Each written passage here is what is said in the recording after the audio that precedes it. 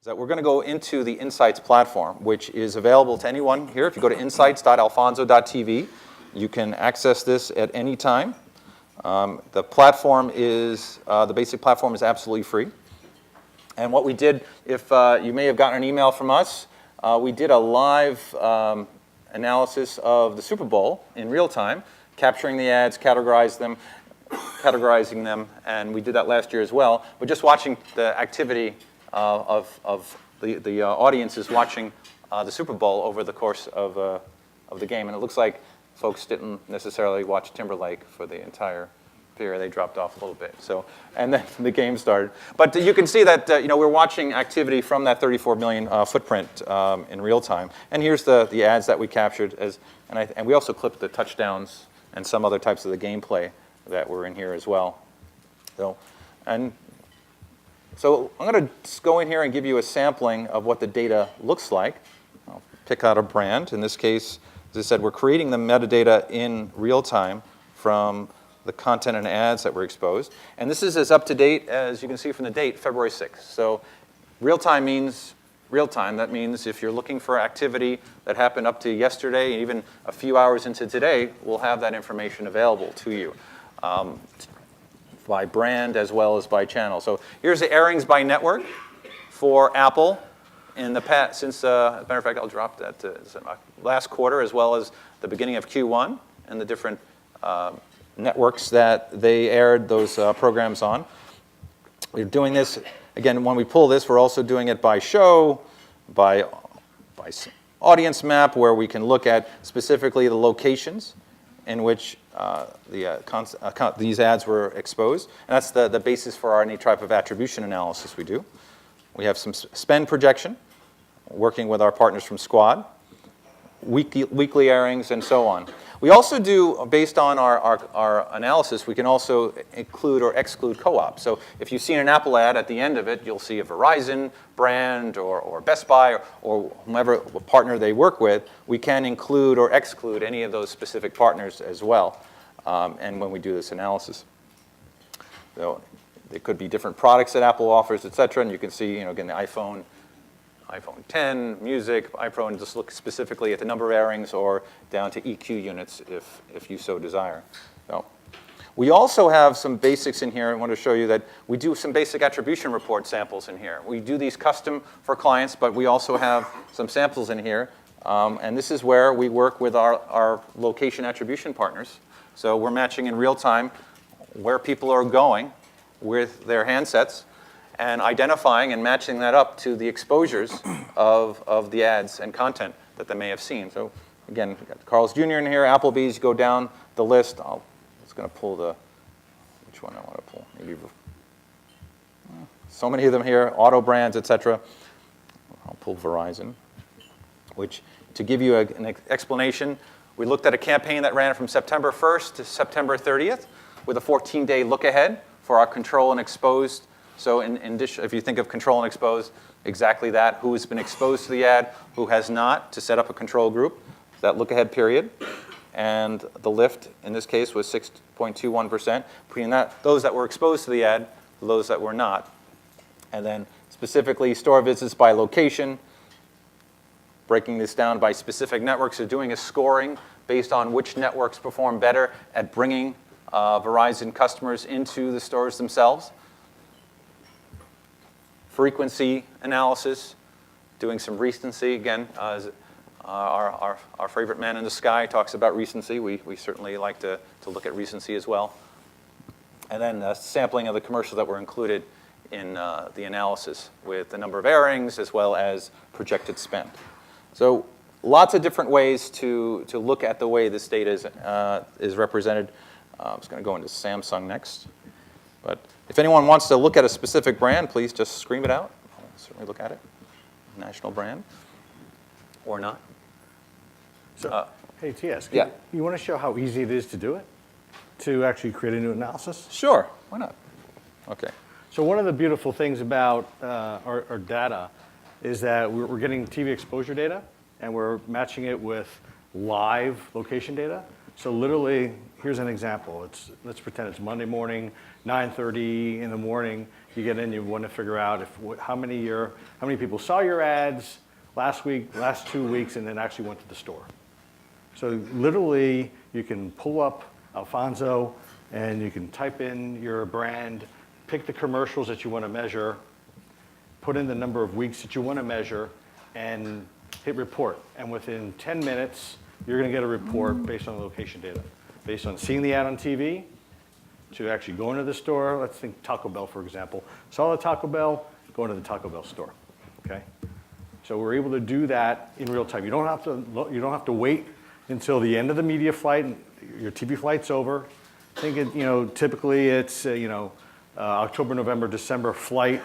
You'll get location data sometime in February. Why do you want to wait for February? How about right during your flight? So that's the type of data that we're able to offer up in real time. Sorry, TS. No, that's terrific. So Taco Bell is an example. Flight period, again, to the end of January if you like, or if you want to set a custom to as late as today, putting that there, you can. Ads that are included in that period. And if you just scroll to the top, sure.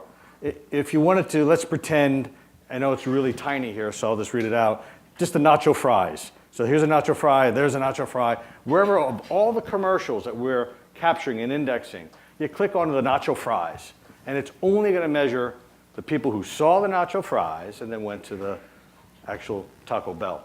And then we do a control and test off that. You can gauge the look-ahead period based on exposure, 1 week, 2 weeks, 3 weeks, for as far as the time of the last exposure, and then name the report. And then it'll be with you it's usually within the hour, if not sooner. Yeah, initiate analysis, it's there. It goes. And usually you get them within 10 minutes. Yeah.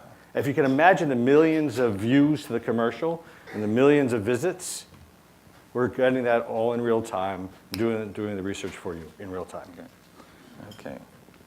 All right. Well, I wanted to show you a couple other examples of things here. We also have started doing this for some local brands as well. So we are in 8 DMAs at present. So again, you look at that same Insights platform, it's in beta. And oddly enough, that's something that people have been asking us, looking specifically with some of the local television groups and wanting to look at ad spend and occurrence activity for local brands. So again, you have your national footprint. We also have the ability to look at this at local. So looking at this one, this is for Houston. Let me pull back to Houston. Here we go.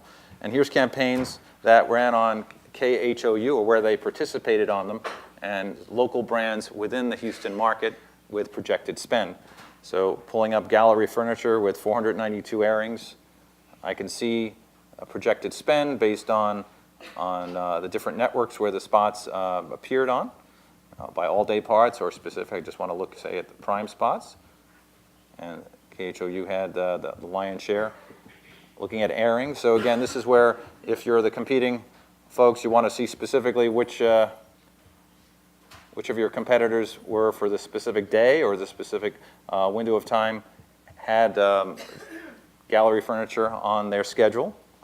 They could know that, projected out to the commercials as well, the sampling. So again, a complete localized version of that. And the other part of this is the output, is that one of the things that you can do from any of these reports, be it Apple, Samsung, Taco Bell, doesn't matter which one, you can pull an airings or commercial analysis just from here, and it'll give you, within moments, a complete breakdown of the pod position and airing flight of the campaign.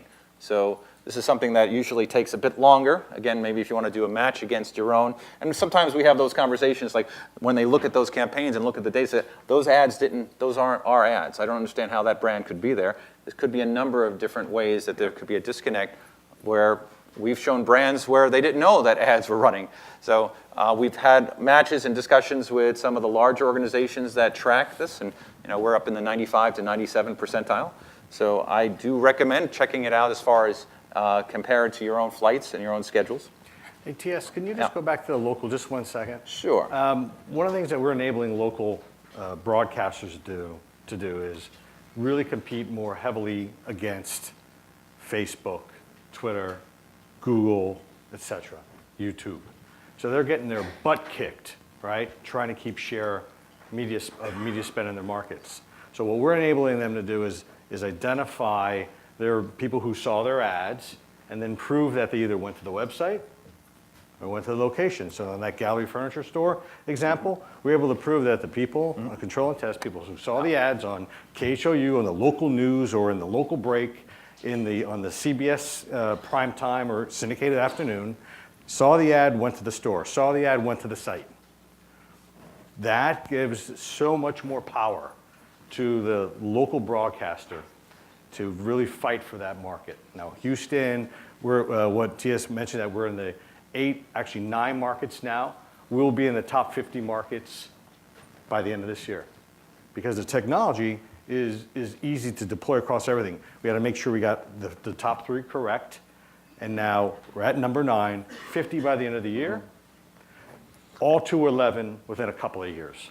So and think again, about that power. Most of the analysis that gets done by my team is looking specifically at, again, if you have the tagging that takes place on the site or in the creative units that are running locally, to see the contribution of all those elements, be it online or on TV, to conversion. So visitation to the site, other types of activities specifically on the site, donations, a number of different elements that we've done with various brands. So we talk about multi-touch attribution. We try to do this on a deterministic level as closely as possible. We have the exposure data down to the second on, again, 34 million households. This allows us to do it both nationally as well as locally. Okay. All right. Also wanted to show you something that is just launching this week. Again, this is a soft launch, but we started doing this in the UK as well. So we have our first meetings this week, as a matter of fact, going to various folks to talk about what we can do for that market, but similar to here in the United States, where we're capturing the ad airings for dozens of brands and doing the same actual activity of understanding exposure and linking it back to performance. So both places at once. So again, I want to know any questions. Again, we work with a number of folks. Again, I see a lot of familiar faces in the audience, but we work with a number of different folks. Happy to answer questions about methodology, about some of the data that runs this, but we have a few minutes left. Yes? I missed the first part. Can you talk about sort of where the source of the data is coming from? Sure, sure. And would you identify yourself, if you don't mind? Yeah, my name's Mike. Well, hi there. Okay, well, first off, we use auto content recognition. So auto content recognition, there are 2 parts of it. Typically with any solution with auto content recognition, there's the ingest side as well as the exposure side. Our data is coming from 34 million households where we have our firmware, our SDK sitting in the firmware of the television sets as well as connected devices, and over 1,000 mobile apps installed in households. So between those 3, again, we're device agnostic and platform agnostic. We're measuring in that footprint in the United States. So, yes? It always helps to show clients examples of it in progress in their real life. We just had the Super Bowl, and I see a lot of ads in Facebook feed and remarketing ads from a lot of the advertisers. It may just be their layered media calendar, but did any of the Super Bowl advertisers use Alphonso? And if so, probably be on the lookout for those ads and take a screenshot of those ads and explain to the client. Well, some of the things I as a matter of fact, cannot tell you just based on some of those brands are still working on projects where are not public to share. But I can tell you that we have done a number of those over the past year, and including the previous Super Bowl where that was the case. Usually what happens, there's 2 different types of engagements with Alphonso, just to kind of clarify how it works. We'll do direct attribution analysis based on exposure, and then look at lift for exposure to promos, and see whether or not tune-in took place. We'll do various types of footfall traffic in-store, as well as the site for conversions. And as I said, also what we're doing is pre-exposure, where we're creating the segments. So if they want to have some influence over their media planning activities for television, as far as TVs, which networks they want to emphasize. So typically when we see an engagement, it happens directly with that, or it's connected as I'll let Mark talk about, the various types of retargeting that we're doing. So when you mentioned the exposure activity that would take place in football, the activity typically would set up where they want to set up something either where they do a reach extension, frequency extension to that exposure on the network, or in parallel, in sync with their TV campaign. They'll do number two, a competitive, where one brand shows up, we're the competition, we want to reach that same household. So I brought up the first slide where it said 40% recall, 4% based on multi-device. The motivation is, well, if the attention is split to other devices, I would like to be on those other devices if my competitor is currently airing content or ads on the network itself. So that's where we have the other one. And then the third one, which we haven't talked too much about, is also targeting groups that are exposed to various types of unique OTT content that is either ad-supported or not. So heavy viewers of Handmaid's Tale or Game of Thrones. One obviously is ad-supported, the other is not. But we do understand that based on exclusive content or unique content that's on those platforms, we can understand the behavior of that group. And if that's a targeting opportunity for a brand based on, they have some other type of licensing deal with Game of Thrones or another brand, and they want to utilize that heavy audience, that group that is passionate about Game of Thrones, we can certainly do that. I don't know if I'm leaving anything out there. No, I think one of the things I'll just dovetail on the Super Bowl, and then also on the OTT. So the Super Bowl, about 2/3 of our advertisers who wanted to target off the Super Bowl, meaning that when the ad ran on the Super Bowl, when you were watching it, they wanted to have it retargeted right now, so to all the viewers that within our 34 million US TV households. 2/3 of them are challenger brands, meaning that they didn't have an ad on TV during the Super Bowl. They wanted to conquest it. It was one of the targeting tactics. Yeah. The other third are other folks that wanted to do the reach extension. Because the whole idea was, if we chose the Super Bowl, let's own the entire living room. Let's make sure that if someone's doing this when they're watching TV, that they're going to get that ad, okay? That's the one thing. But also, we talked about OTT. You think about Netflix, think about, Stranger Things, one of the hottest shows, or Game of Thrones on HBO. I'll share with you one of the things that a number of our customers have been sharing with us. Conquest as a targeting tactic, everyone loves. Everybody thinks it's the greatest thing in the world because you get to disrupt your competitor. No one ever gets fired for that, right? When you're able to prove that you disrupted your competitor. That's the number one targeting tactic. But we find that the pay and streaming, the OTT, as we just talked about, targeting tactic is capturing more and more spend, and probably within a year past conquesting. Here's the reason. And I'm paraphrasing a number of brand managers and customers that work with us. If you look at ad-supported TV and you take out sports and news, the top 10 shows, for the most part, have an antagonist, protagonist, or your favorite character as a guy. Happens to be a white guy who's a doctor, cop, or investigator. Those are your top 10 shows. Not making any value judgments, but those are your top 10 shows. If you look at OTT, pay and streaming, you'll find the 5, 10, 20 top shows, HBO, Netflix, Hulu, etc., are female characters, protagonists, antagonists, main characters, female people of color, very eccentric characters. There's not 13 episodes in a season. Whatever it takes to tell a great story, could be 7 episodes, 12 episodes, and people die all the time. We all know that, right? So Unfortunately. What the customers are saying to us, like, wait a second, my customer, the people who buy my product, whether it be in a store, on a lot, on a website, they kind of look like the folks who are watching pay and streaming. How do I get more of that? So we're seeing that as being a huge part of our future, because our unique ability to capture what's on Netflix, to be able to capture what's on Amazon. I think it's a very good question. Thank you very much. We have time. Jane, yes. Hello. I was wondering about the two methods of data collection. So some is the public SDK, right? That's correct. Mobile apps. Are you noticing any biases in the data? That's why I was hired, so forth. So thank you for the question. At the moment, no. As a matter of fact, this is where most of the analysis and again, though your phone has not rung yet, certainly understanding the differences in flavors. We work with a number of different partners. I mean, it's publicly known we also ingest TiVo data as well as work with other data sets. At the present time, all I can tell you is that we don't see from the exposure side, we're not producing ratings.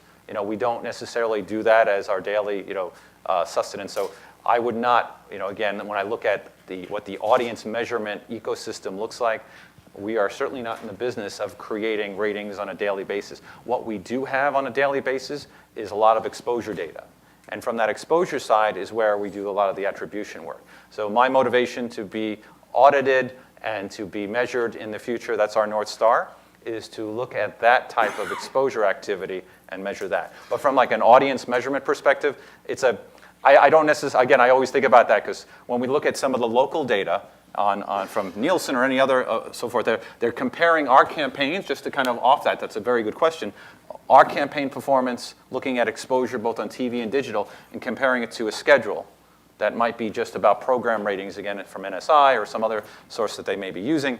And that's where there's a bit of a mix and match between data sets because we're looking at GA traffic because we can see the conversion activity from the pixels that fired and understand what the difference is between those that were exposed and not exposed. So it's a kind of an apples and oranges, but we kind of get sucked into the gravity well of being compared to the way business is comported. And I think that's a natural state and a great place to have a conversation. So Jane, I would love to sit with you and show you some of our data offline at some point. But right now we have plenty of exposure data to share, and that's typically where I start the dialogue. But thank you. Yes, sir. Just a quick question. We recently issued a standard on measuring location. There's a lot of devil in that. Absolutely, between dwell time, there's all kinds of things in there. All kinds of things. Yeah. What's the source of your data, and do you play an active role in making sure that You might have been in the room. We were just at a meeting at an agency. I'll get to you right in one moment, Louis. What? can you just Rephrase? more about Sure. over there? Yeah, you don't mind if I paraphrase? Just asking our opinion based on location data. Again, that's a source for attribution, and it's a bugaboo because it's one of those things where we're actually partner agnostic in that perspective. But there are issues based on methodologies that some of the location folks can do dwell time. Others are firing based on the way that their methodology works. Pardon me, to not provide that. And if I'm doing a dwell time with a QSR or analysis for QSR, we don't sit in a Pizza Hut for 2 hours. Or Little Caesars for 2 hours. So the issues that I have with location data is typically, again, obviously using the rules of the road as a starting point, goes down to KPIs, and then I have to start doing that. So my opinion is we're data agnostic when it comes to ninth decimal, safe graph. There's a whole list of them, and there's a lot of good players in there. So the question again was the opinion about location data and the rules for the road there. If you don't mind, again, as far as our opinion there, I have my own opinion about the usage of dwell time and how we identify dwell time is probably one of the biggest sticking points, and also the fact that some of the sources don't provide that and others do.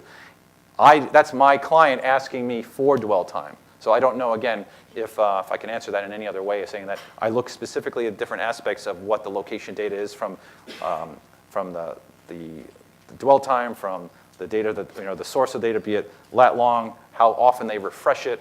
I mean, it's a whole list of items that I think require a little bit more, perhaps, hand-holding than others. And again, the biggest one I have is dwell time at the moment, though. So, we got maybe we'll answer question for one more. Louis, did you have a question or no? No. Okay. Anyone have another question? You got time for one more? Another good one? No? Yes, sir. Just a quick question. You had showed the control group. And you are?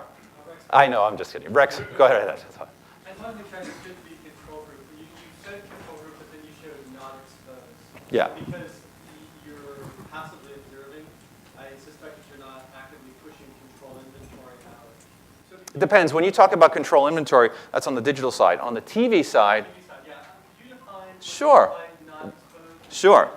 Okay, there's multiple flavors, and that's the reason why it's good to talk about what that defined is. A version 1 of a control group, in my opinion, is just complete random sample. We understand everyone that's been exposed to specific types of behavior, be it TV consumption, time of day, a number of different factors that play into that. If I'm dealing with a location attribution type analysis, which I think is a little bit more challenging, then I have to what we do is, I call it like V2 or V3 based on some of the approaches that we take, where we tie a control, or exposed individual, to a similarly located person or device in the same zip code or geographic region. So again, a number of different factors play, and then I would also add in time of day, types of behavior based on content consumption, other factors based on behavior that we see. So some of that also plays a part if we do a pre-ingest with a client, and I know some of the other behavioral attributes from their first-party data, CRM data, I may also play a part in what I define as a control group. But that's something that could be, talked about. I do that on a one-to-one basis with the client. But the many flavors of control groups. The general one is just random, and when we get into location attribution, I focus on having a geo layer connected to that, just as an example. If I was doing an attribution analysis for other types of data sets for conversion lift, I would be doing that same type of exercise. Thanks, Rex. Okay, well, I guess we're going to get kicked out here. You got other things to do besides listen to us. So thank you again for your time, and talk to you later. Thank you.